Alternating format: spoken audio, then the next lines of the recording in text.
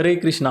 आप सभी का फिर से स्वागत है हमारे न्यू यूट्यूब वीडियो में। तो आज मैंने दो ट्रेड्स लिए थे, दो ट्रेड्स के पीछे का क्या लॉजिक था और मैंने आज एसएल हिट किए, लेकिन एसएल बहुत गलत तरीके से हिट हुए।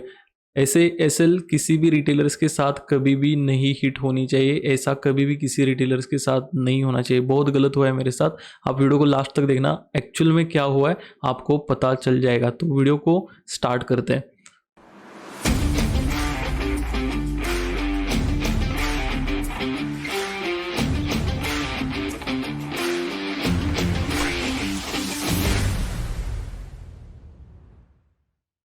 तो पहले मैं आपको मेरी एंट्रीज बता देता हूँ। यहाँ पे पहली एंट्री मैंने जैसे कल मार्केट एनालिसिस में हमने देखा था, ये वाला सपोर्ट ब्रेक होने के बाद यहाँ पे मार्केट रीटेस्ट के लिए आया और नीचे आने के बाद ऐसा हायर हाई का मतलब यहाँ से ऊपर जाता हुआ जैसे ही मुझे दिख रहा था, यहाँ पे मैंने अपनी एंट्री बना ली थी। तो यहाँ पे एंट्री बनाने के बाद अपने फेवर में भी चली गई 40-50 पॉइंट और उसके बाद मार्केट यहाँ पे आया और अपना यहाँ पे एसएल हिट नहीं हुआ था, लेकिन फिर भी एसएल हिट हुआ।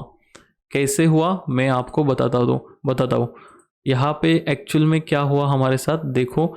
यहाँ पे हमारी जो एंट्री थी ये वाले पॉइंट पे 11:45-44 पे एंट्री होगी और उसके बाद यहाँ पे देखोगे आप 12:55-56 के आसपास यहाँ पे कहीं पे अपना एसएल हिट नहीं हुआ था, फिर भी हिट हुआ। प्रीमियम के चार्ट पे भी नहीं हिट हुआ था, लेकिन फिर भी हुआ। एग्जैक्ट मैं आपको स्टोरी बताता हूँ इसके पीछे की। तो यहाँ पे आपको हमारा पहला ऑर्डर दिख रहा है 48,400 का पुट मैंने शॉर्ट किया था और 450 रुपीज़ पे शॉर्ट किया था। तो यहाँ पे टाइमिंग देख सकते हो 11:44 मतलब 11:45 के आसपास मैंने ये वाला ट्रेड अपना एग्जीक्यूट किया था। ये हेज वाले ऑर्डर है, इसका कोई प्रॉब्लम नहीं।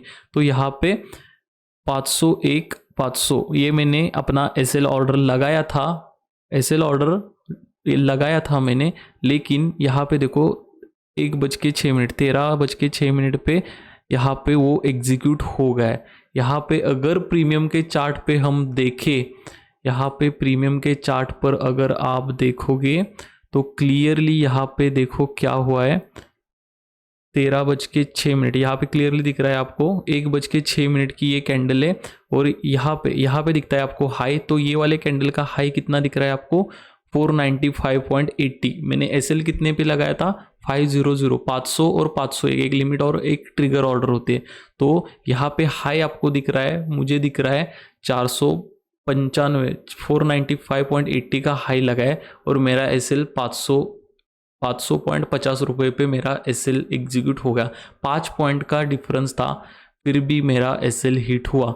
यहाँ से मार्केट रिवर्स आ गया था फिर अपने डायरेक्शन में और फिर अपना एसएल हिट होता कोई बात नहीं। लेकिन मैंने जो एसएल लगाया यहाँ पे ये वाला 500, यहाँ पे क्लियरली आपको दिख रहा है 501 रुपये का यहाँ पे मैंने एसएल लगाया था 500-501। इस कैंडल ने हाई 495.80 का लगाया। 5 रुपये का डिफरेंस होने के बावजूद हमारा एसएल हिट हुआ। तो ये क्यों होता है, कैसे होता है, इसका रीज़न मुझे अभी तक पता नहीं लगा। ऐसा पहले भी एक बार हुआ था 4-5 महीने पहले मेरे साथ। मैंने कॉल किया था कॉल सेंटर से कस्टमर सर्विस को, वहाँ से कोई भी सपोर्ट नहीं मिला, या फिर एग्जैक्ट उसका रीज़न क्या होता है वो मुझे अभी तक पता नहीं चला। किसी को पता होगा या फिर आपके साथ कभी ऐसा हुआ है तो एक बार आपका एक्सपीरियंस शेयर कर दीजिए। ये गलत है, ऐसा नहीं होना चाहिए। ये एंजल वन के चार्ट पर भी 495.80 का चार्ट दिखा रहा है। मैंने अदर ब्रोकर्स में भी दिखाया, वहाँ पे भी सेम हाई इस कैंडल ने 1:06 के कैंडल ने लगाया था। तो यहाँ पे हमारा पहला एसएल हिट हो गया और फिर मैंने दूसरी एंट्री कहाँ पे बनाई थी, यहाँ पे ये मार्केट अपना एसएल हिट करने के बाद थोड़ा सा उसने फिर स्ट्रॉन्ग एक कैंडल दिखाई यहाँ पे 5 मिनट की। तो यहाँ पे मैंने एक और अपनी एंट्री बनाई बाई साइड के लिए, पुट शॉर्ट किया था। क्योंकि यहाँ पे मेरा देखो सिंपल लॉजिक था, ये वाला यहाँ पे सपोर्ट है, ये सपोर्ट था ऑब्वियस सपोर्ट था, वो ब्रेक हो गया। उसके बाद रिटेस्ट के बाद लोअर लो का फॉर्मेशन और ऊपर जाते हो। मैं ऐसे ही मार्केट को देख के ट्रेड लेता हूँ, तो कोई बात नहीं। एसएल हिट हो गया वो उसका दुख नहीं है, लेकिन जो मेरे साथ हुआ एसएल हिट ना होते हुए भी हिट हुआ, उस बात का ज़्यादा दुख है। तो ठीक है, यहाँ पे एंट्री ली थी सेम रीज़न के साथ कि यहाँ पे जाके मार्केट ऊपर जाएगा, लेकिन हाँ फिर यहाँ पे आके अपना एसएल लिया। यहाँ पे फिर थोड़ा स्ट्रांगनेस दिखा। मैं सोच रहा था कि हाँ यहाँ पे आएगा, ये वाले जितने भी सेलर्स आए उनका एसएल हिट करके बड़ा मूवमेंट एक ऊपर आ सकता। तो ये बेसिकली मेरा डायरेक्शन था। तो फिर यहाँ पे एक ट्रेड मैंने लिया था और यहाँ पे ट्रेड लेने के बाद भी एक और गलती हुई है मुझसे नहीं, मैंने अपना एसएल लगाया प्रॉपरली, सारे सिस्टम पे सारी चीज़ें SL order trigger price limit price लगाई, लेकिन फिर ब्रोकर ने क्या किया वो देखो यहाँ पे। ऐसा किसी के साथ नहीं होना चाहिए, इतना बुरा लगता है ना ऐसा होता है आपके साथ। तो दूसरी एंट्री आप देखोगे यहाँ पे मैंने दूसरी एंट्री एग्जीक्यूट आपको दिखा रहा है 451 पे, सेम स्ट्राइक प्राइस में मैंने 48,400 का पुट मैंने शॉर्ट किया था 451 पे, ठीक है। और उसके बाद यहाँ पे आपको दिखेगा, देखो 451 पे मैंने शॉर्ट किया था पुट 1:10 पे, ठीक है। और उसके बाद यहाँ पे आपको दिख रहा है 1:40 पे ये रिजेक्ट हो गया ऑर्डर। रिजेक्ट होने के बाद रिजेक्ट का देख लीजिए, मैंने खुद मतलब रिजेक्ट इसलिए हुआ है क्योंकि मेरा एसएल जो लगाया था 500 और 501 का, वो एसएल हिट नहीं हुआ। मैंने डायरेक्टली क्लोज करने की कोशिश की वहाँ पे, इसलिए ये रिजेक्ट हो गया।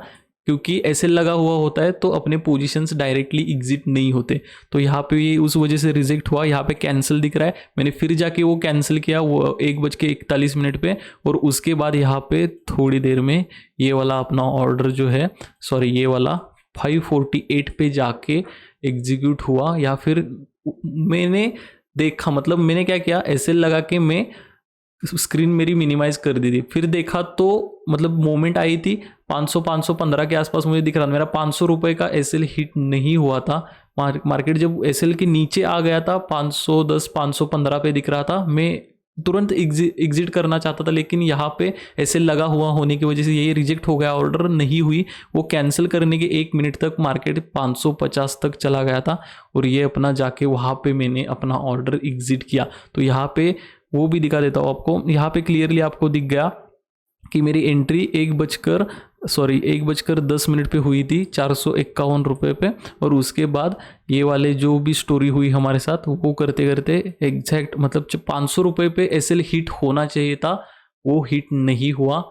पता नहीं स्लिप कैसे हुआ, इससे पहले तो कभी नहीं हुआ था, लेकिन ये स्लिप हुआ। 500-501 के बीच में ये हिट होना चाहिए था। मैंने लिमिट प्राइस ट्रिगर प्राइस दोनों लगाए थे, लेकिन नहीं हुआ।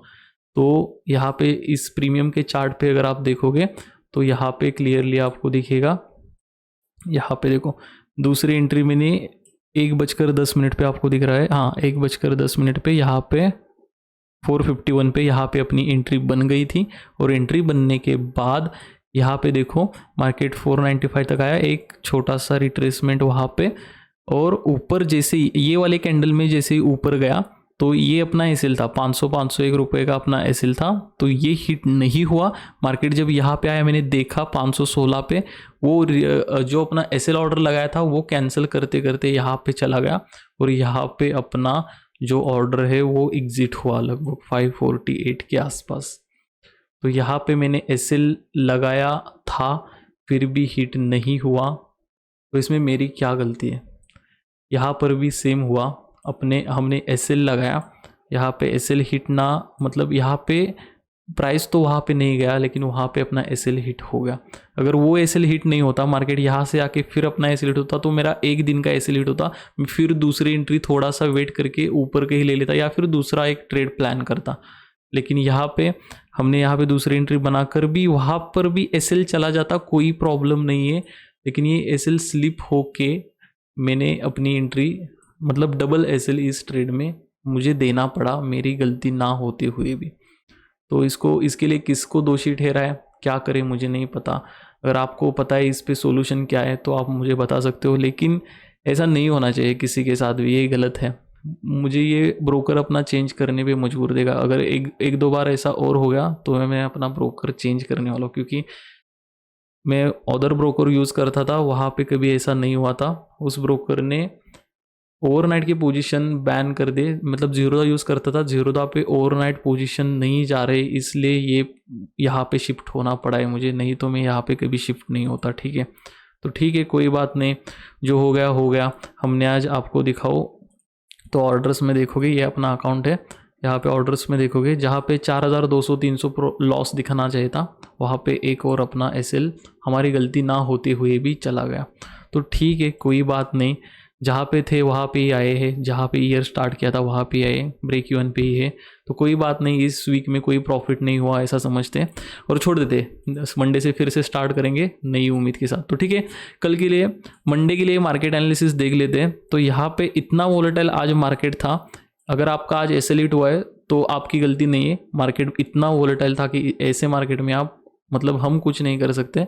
ऐसे मार्केट्स कभी कभी आते हैं 10 में मतलब 20 एक महीने में 1-2 दिन ऐसे आते हैं, ऐसे दिन पे हम कुछ नहीं कर सकते। तो ठीक है, हम मार्केट एनालिसिस देख लेते हैं मंडे के लिए। तो यहाँ पे अपने पास ये वाले सारे लेवल्स हैं एज इट इज़ लास्ट, मतलब कल जो हमने बनाए थे परसों, वो सारे लेवल्स अपने पास है। तो यहाँ पे एनालिसिस क्या हो सकता है, अब मार्केट ऐसे कंडीशन में है या फिर ऐसे स्टेज पे फंसा हुआ है जहाँ पे ना हमें ऊपर साइड की क्लियर ट्रेंड दिख रहा है या फिर डाउन साइड को क्लियर ट्रेंड दिख रहा है।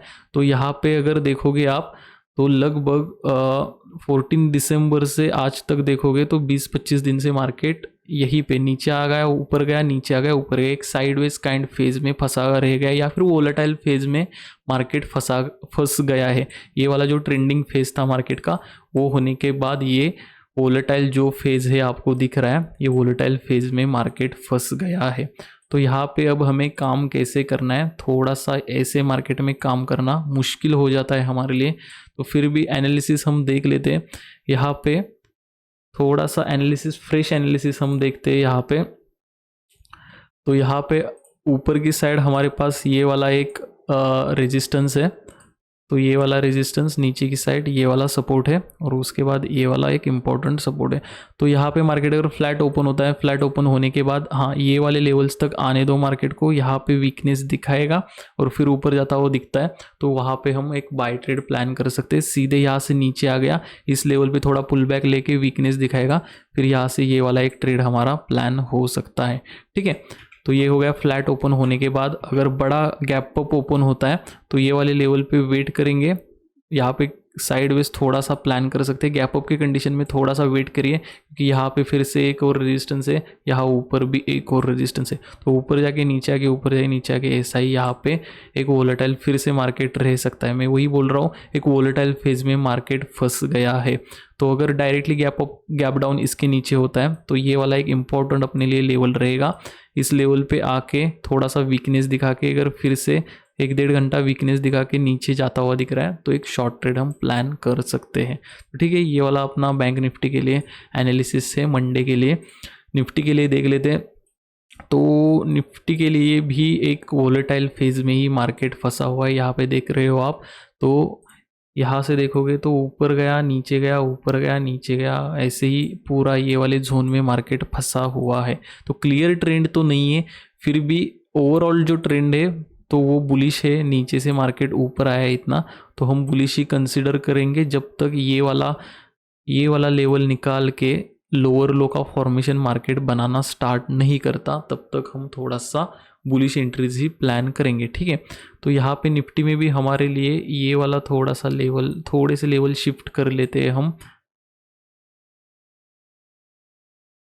तो यहाँ पे ये वाले इम्पोर्टेंट हमारे लिए लेवल्स मंडे के लिए होने वाले हैं। ठीक है, तो ये वाले लेवल्स पे हमें अब कैसे काम करना है। अगर मार्केट फ्लैट ओपन होता है, निफ्टी मंडे को फ्लैट ओपन हो के ऊपर के लेवल पे आके यहाँ पे आधा 1 घंटा वीकनेस दिखा के ऊपर चला जाता हुआ दिख रहा है, तो यहाँ पे ट्रेड प्लान करके ये वाले टारगेट्स के लिए हम प्लान कर सकते हैं। ठीक है, फ्लैट ओपन होके सीधा नीचे आया, यहाँ पे वीकनेस दिखा के बायर्स ट्रैप करके नीचे जाता हुआ दिख रहा है, तो यहाँ पे एक शॉर्ट ट्रेड हम प्लान कर सकते हैं। ठीक है, अगर बड़ा गैप अप ओपन होता है ऐसा तो ये वाले लेवल्स तक आने दो, या फिर गैप अप ओपन होने के बाद वीकनेस यहाँ पे दिखाता है, फिर यहाँ से नीचे भी आ सकता है। तो गैप अप की सिचुएशन में थोड़ा अवॉइड करोगे तो अच्छा रहेगा, जब तक मार्केट यहाँ से यहाँ तक नहीं आता और उसके बाद एक पुल बैक लेके वीकनेस दिखा के ऊपर जाता हुआ नहीं दिखता, तब तक हम प्लान नहीं कर सकते। ठीक है, और गैप डाउन अगर बड़ा हो रहा है तो ये वाला लेवल देखेंगे, यहाँ पे वीकनेस दिखेगा